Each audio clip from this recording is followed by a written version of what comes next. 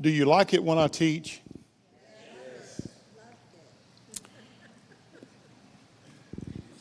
Okay. That's all you needed to know. You know, we live in an age where the best Bible teachers you can access them on the internet, YouTube, all that stuff. When I met the Lord, all we had was 8 tracks. And preachers weren't making 8 tracks. And then somebody thought, well, this is a pretty cool medium. And so they made reel-to-reel tapes of their sermons. And so if you had a tape player, you could buy these reels and you could set them on there and listen to them. And then they came out with cassette players.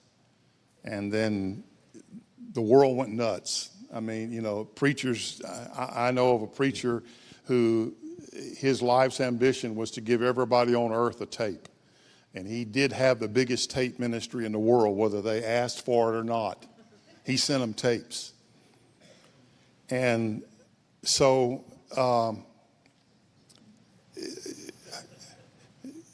there's all kinds of stuff out there. Good stuff, bad stuff, helpful stuff, stuff that's not helpful. And we've all at some point in time had a good preacher. I loved hearing Peter Lord teach. He just was so down to earth and practical for me. But I want to read something to you today, and I hope it clicks in your heart.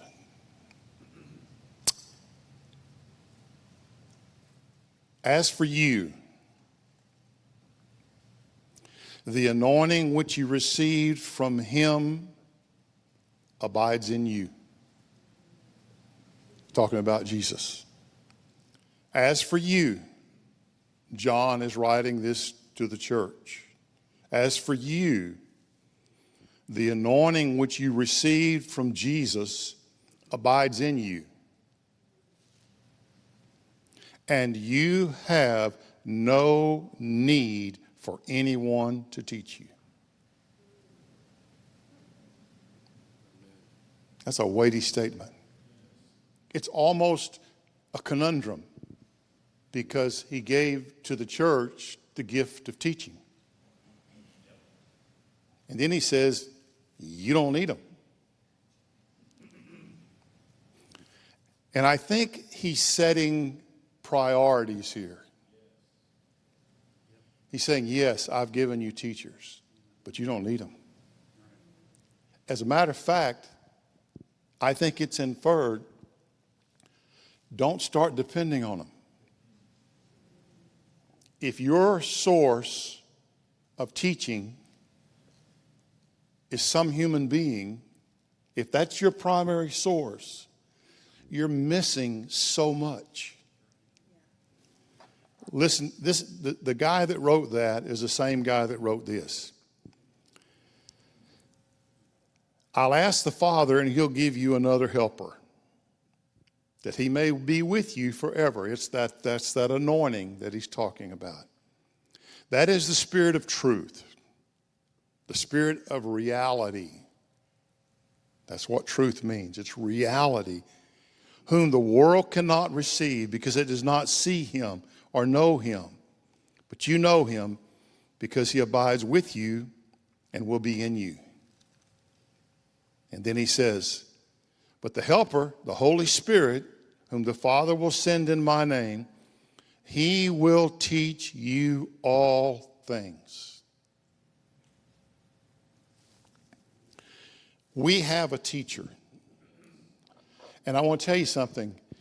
One sentence, and sometimes just one word, one sentence from this teacher can carry more life than every sermon that has ever been preached by man.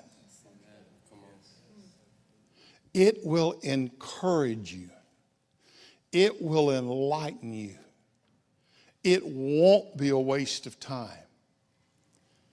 If we can come to that place that the primary teacher in my life lives in me. And learn to cultivate that relationship. And learn to become intimate with him. To where he is the source. It's good to hear good teaching. Okay? As long as I'm not dependent on it. As long as I don't have to go get me a tape, or I don't have to Google my favorite teacher or something to get me. He's here, and he wants to lead me into the reality of God. And one light coming on from him quickening it in me will do more to change my life and conform me to the image of his Son than every sermon I have ever heard or ever teaching that I've ever listened to. I want to encourage you. I know it's odd because we can't see him, smell him, taste him, touch him, hear him with our ears. But he's louder than that when we learn to hear him. When we learn to be intimate with him here. Doesn't mean it doesn't mean that we write off teachers. We don't ever listen to anybody. But I want to tell you something. The more you learn to listen here, the less you're going to need to listen to things out here. Because he's revealing reality to you in your heart. Make him your favorite teacher. Make him your go-to. That, man, you go to him to say, and listen, well, he doesn't speak. Well, maybe you don't need to hear what you won't think you want to hear. We go with preconditions, predetermining what we want you to hear. We want you to tell me about all this. We want you to explain, and there's crickets. Well, he don't want to talk about that. He wants to talk about your attitude. Oh, no, we don't want to talk about that. Heard somebody say the other day, this person had been to a bunch of counselors. And they said, the first time that counselor wants to talk about something I don't want to talk about, I don't ever go back. We can't do that with God. God, let's talk about this. Let's talk about how that person treated me. No. Let's talk about your heart. Because this is reality. This is your illusion. And I tell you the thing about God, he is not obligated to further our illusions. That's painful sometimes. But once the light comes on, once I know he lives here, and once I have that intimacy with him, and he becomes my primary, major teacher, he teaches me. It becomes life to my heart, and it equips me to trust him. Because you see, I can't trust somebody I don't know. But as I get to know him, I can entrust to him parts of my life and things that I face in life. Does that make sense? Make him your primary teacher, to where you can go to him and he will teach you and speak to you and reveal things to you. But go with an open heart. Don't go with an agenda, because he'll come out of left field and show you things that you didn't really want to see. But it's reality. I don't want to live in an illusion. That's what just drives me nuts about our culture today. People are living in an illusion and insisting that we live that illusion with them. We're not obligated to do that.